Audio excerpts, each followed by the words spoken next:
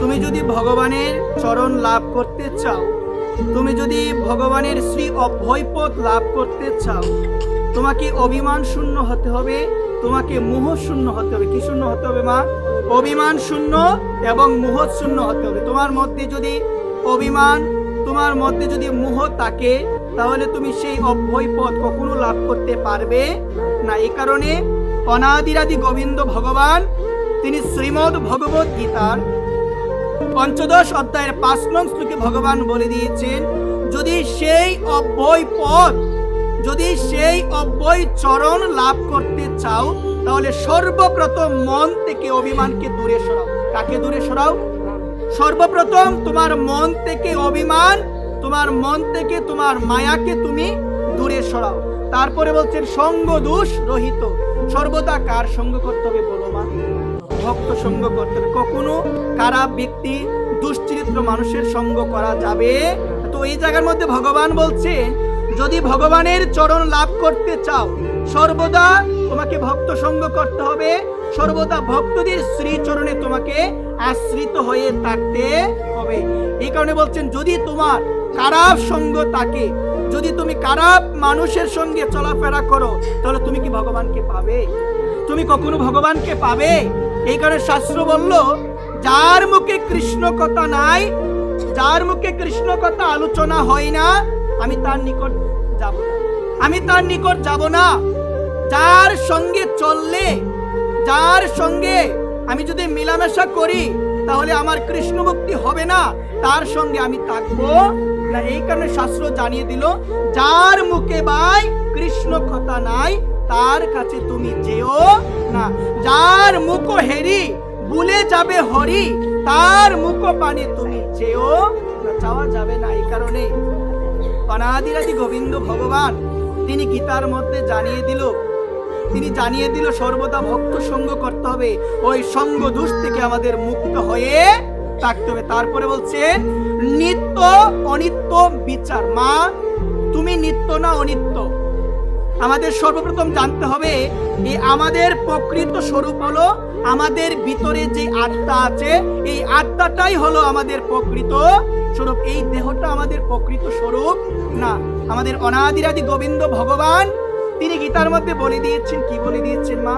বাসাংশি জীর্ণানি যথা বিহায় নবানি গিন্নাতি নরহ পরানি তথা শরীরানি বিহায় জীর্ণানি অন্নানি সংজাতি নবানি। ভগবান তিনি গীতার মধ্যে বলে দিয়েছেন, কি বলছেন গো মা?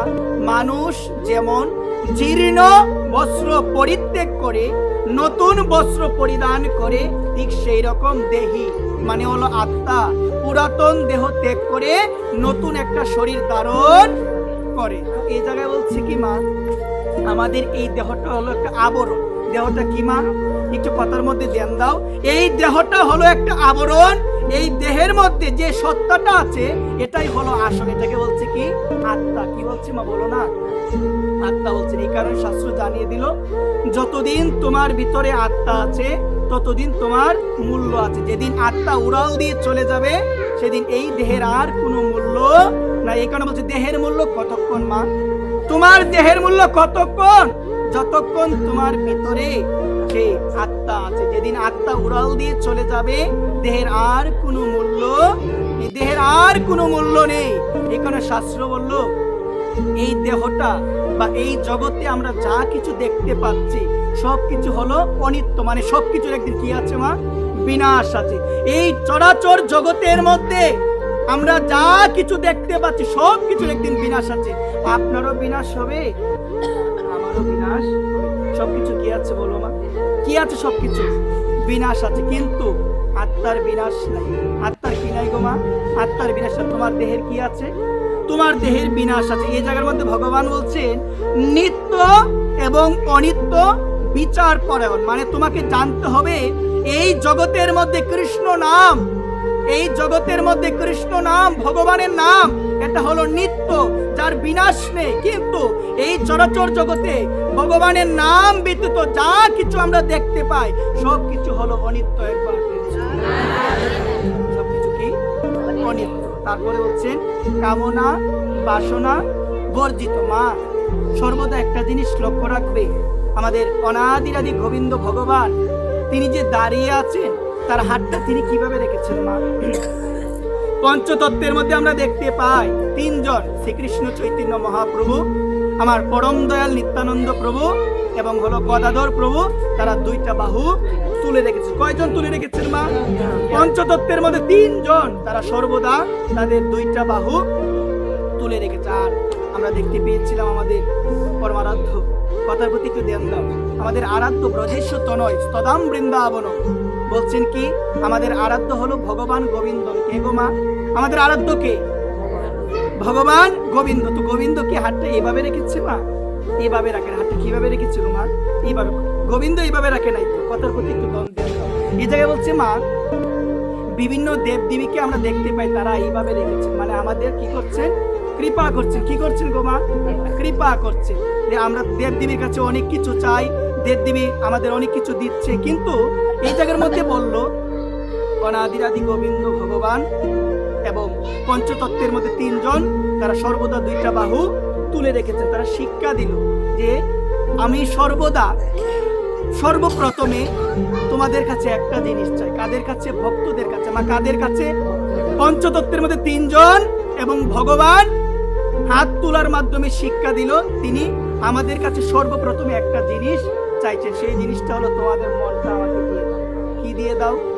তোমাদের মনটা আমাকে দিয়ে দাও।